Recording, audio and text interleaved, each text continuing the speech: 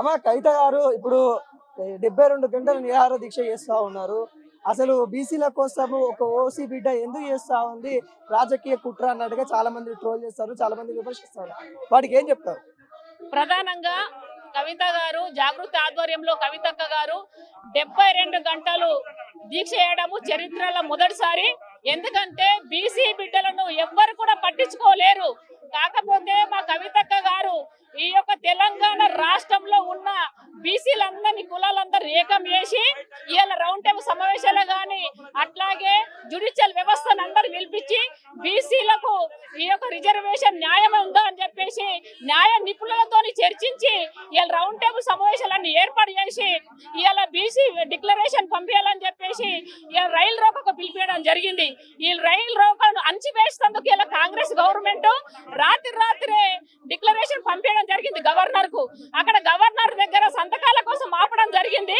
కాబట్టి ఇప్పుడు రాష్ట్రపతి దగ్గర బిల్లు ఉన్నది కాబట్టి తక్షణం బీజేపీ చిత్తశుద్ధి ఉంటే బీజేపీ వెంటనే సంతకం పెట్టి ఇలా బీసీ బిల్లును అమలు చేయాలని కొడుతున్నాము. ఇలా 72 గంటలే కాదు కొడుక బీసీ, ఇలా బీసీలు అందరం కూడా ఏకతాటి మీద ఉన్నాం. ఇలా గ్రామ స్థాయి నుంచి పడితే పార్లమెంట్ దాకా మా నినాదం ఉంటుందని చెప్పేసి తెలియజేస్తున్నాం.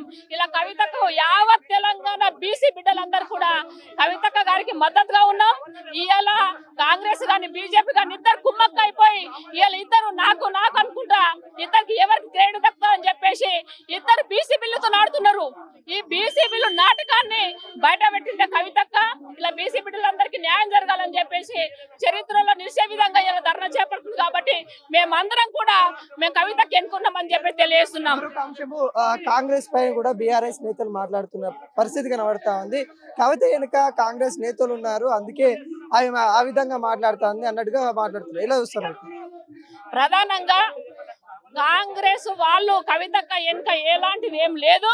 కవితక్క చేస్తున్న ఏదైతే ఉద్యమం ఉన్నదో దాన్ని నీరుగార్చేందుకు కవితక్క మీద కుట్రలు చేసేది కాంగ్రెస్ వాళ్ళే. కానీ కాంగ్రెస్ వాళ్ళు కవితక్క వాళ్ళ వెనుక లేరు, కవితక్క దగ్గర ఉండరు. మేము కాంగ్రెస్ గుండాలను మేము అసలే నమ్మము. ఇట్లా బీఆర్ఎస్ కూడా ఎందుకు మద్దతు ఇవ్వట్లేదు తను చేసే నిరాహార దీక్ష కంటే ఏం చెప్తారు? ప్రధానంగా కేసీఆర్ గారు చెప్పారు, జాగృతి ఆధ్వర్యంలో ఆల్రెడీ బీసీఏ కానీ మహిళలదే కానీ అన్ని అనేకమైన మన బాబాసాహెబ్ అంబేద్కర్ విగ్రహం మీద కానీ నిరాహార దీక్ష చేసిన ఘనత మా కవితక్క గారు ఉన్నది. కాబట్టి ఆమె జాగృతి స్థాపించిన తర్వాత అనేకమైన కార్యక్రమాలు చేశారు. కాబట్టి దానికి భిన్నాభిప్రాయం ఎవరు కూడా తెలియలేరు.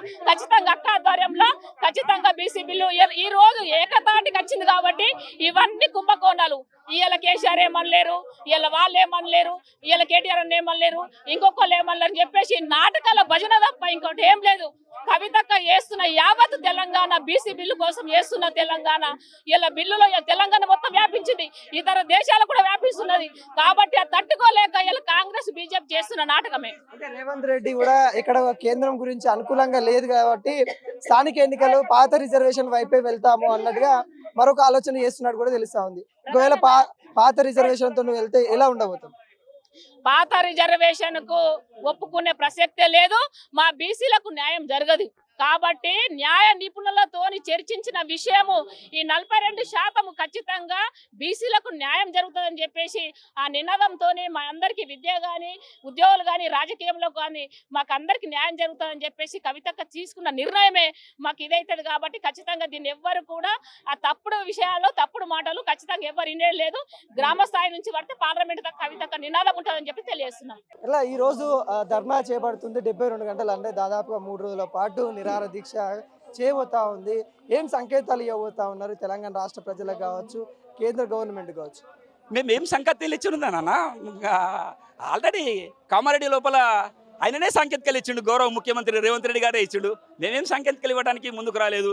ఆయన ఏమేమి చెప్పిండు, ఎట్లా చెప్పిండు, ఏ విధంగా అధికారంలోకి వచ్చింది, ఇప్పుడు ఏం నడుస్తున్నది అన్నటువంటిది ఆయనకే మొత్తం తెలుసు. కానీ కాకపోతే ఏంటంటే ఆయన ఇచ్చినటువంటి వాగ్దానాలు మేము ఒక ప్రతిపక్షంలో ఉన్న వల్ల మేము తప్పకుండా ప్రజలకు మేము న్యాయం చేయాలి. కాబట్టి ఆ న్యాయం కొరకు కవితక్క గారు సరే కొద్దిగా మనం ఈ బీసీలకు జరుగుతున్నటువంటి దేశం లోపల గౌరవ రాహుల్ గాంధీ గారు ఏం పట్టుకొని తిరుగుతున్నాడు, రాజ్యాంగాన్ని పట్టుకొని తిరుగుతున్నాడు, ఏ కరింగే దేశ్కు బీసీలకు న్యాయం చేద్దామన్నటువంటిది. సరే రేవంత్ రెడ్డి గారు ఇక్కడ కూడా అన్నారు కదా, తాను కూడా కామారెడ్డి లోపల వారి బీసీలకు న్యాయం జరుగుతుందా జరగదా అన్నట్టు వేచి చూసిన తర్వాత కవితక్క గారు ఏం చేశారంటే తన జాగృతి మాతృ సంస్థ ద్వారా ఒక మాట అన్నది, నేను రైలు రోక చేయబోతున్నా బీసీలకు మీరు న్యాయం చేయకుంటే అని అంటే ఏం చేసేసారు, ఇక్కడ క్యాబినెట్ పెట్టి ఆర్డినెన్స్ తీసుకొచ్చారు. చాలా సంతోషపడ్డాం. ఆర్డినెన్స్ తీసుకొచ్చేసిన తర్వాత అక్క కొద్దిగా సంతోషపడ్డప్పుడు ఒక బట్టేబాజుగాడు ఏమంటాడనంటే, నీకు ఈ బీసీలకు ఏం సంబంధం ఉందంటారే బట్టేబాజ్ అక్క అనేటువంటిది ఏ విధంగా ఉన్నదని అంటే, బడుగు బలహీన వర్గాల ఆశాజ్యోతిగా ఎవరైతే పూలే చెప్పినటువంటి సిద్ధాంతాలని కవితక్క ఆచరిస్తున్నది, అంబేద్కర్ చెప్పిన సిద్ధాంతాలని కవితక్క ఆచరిస్తున్నది. ఏ విధంగా అయితే ముందుకెళ్ళాలి, అధికారం అందరికీ రావాలి అన్నటువంటి ఆలోచనతోటి ఆ యొక్క ఉద్యమాన్ని ముందుకు తీసుకెళ్తుంటే ఇంకొకటి ఏమైపోయింది తెలుసా, వీళ్ళు ఏం చేసేసి అంటే తెలంగాణ భాషలో ఒకటి ఉంటుంది అన్నటువంటిది ఏంటిది, మేము తాంబూలాలు ఇచ్చాము తన్నుకు సావండి, లేకుంటే చాటలో తౌడు పోసిన మీరు అంటే అది కాదు. మీకు కేంద్రంలో ఒక బీజేపీ ఉంది, రాష్ట్రంలో ఒక కాంగ్రెస్ ఉంది, మీరు ఇది చేయొచ్చు కదా. ఇక్కడ ఆర్డినెన్స్ ఇవ్వగానే కాదు, గవర్నరు బీజేపీ ఉన్నాడు, ఇక్కడ చేసేసండి మీరు, లేదా పార్లమెంట్కి పంపిడు, పార్లమెంట్లో మీరు కొట్లాడండి. ఆ కొట్లాడితే తప్పకుండా బీసీలకు న్యాయం జరుగుతుంది, బీసీలం అనేటువంటి వాళ్ళ ముందుకెళ్తాం. కాబట్టి ఇది తప్పకుండా జరిగి తీరాల్సిందే. కవితక్క గారు ఇచ్చినటువంటి ఆ యొక్క రైలు రోకో ద్వారా ఆర్డినెన్స్ పాస్ అయింది.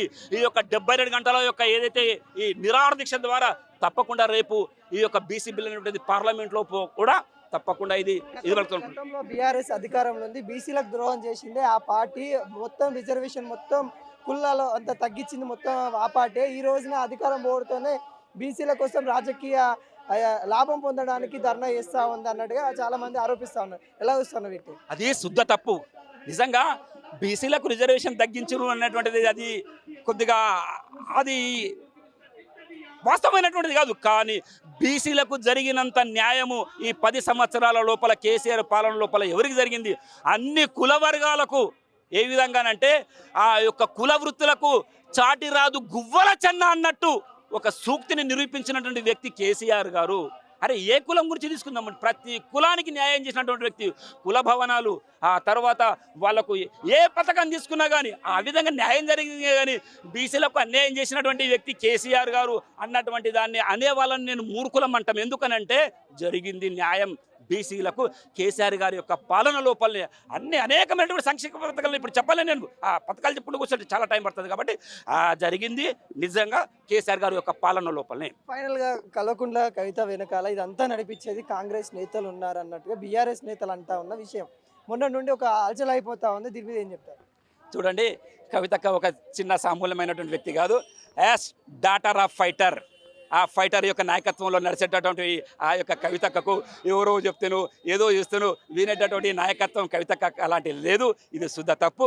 కవితక్క ఒక నిర్ణయం తీసుకున్నదనంటే ఆ నిర్ణయం ద్వారా తను ముందుకెళ్తుంది. ఆ ముందుకెళ్ళడమే తమకు ఒకటే తెలుసు. ఈ 42 ఏదైతే ఉన్నదో ఈ బీసీ ఇటు ఈ యొక్క ఎలక్షన్లనే కాదు, ఆ యొక్క ఉద్యోగ విద్య లోపల కూడా చేయడానికి తన ప్రయత్నమే. కాబట్టి కొందరికి నచ్చక ఏమంటున్నారంటే ఏదో ఒకటి మాటలు వేయాలా, ఏదో ఒక కవితక్కని బదలం చేయాలని అన్నటువంటి ఈ బట్టెబాజ్ మాటలే తప్పితే మాత్రం అది వాస్తవం కాదు.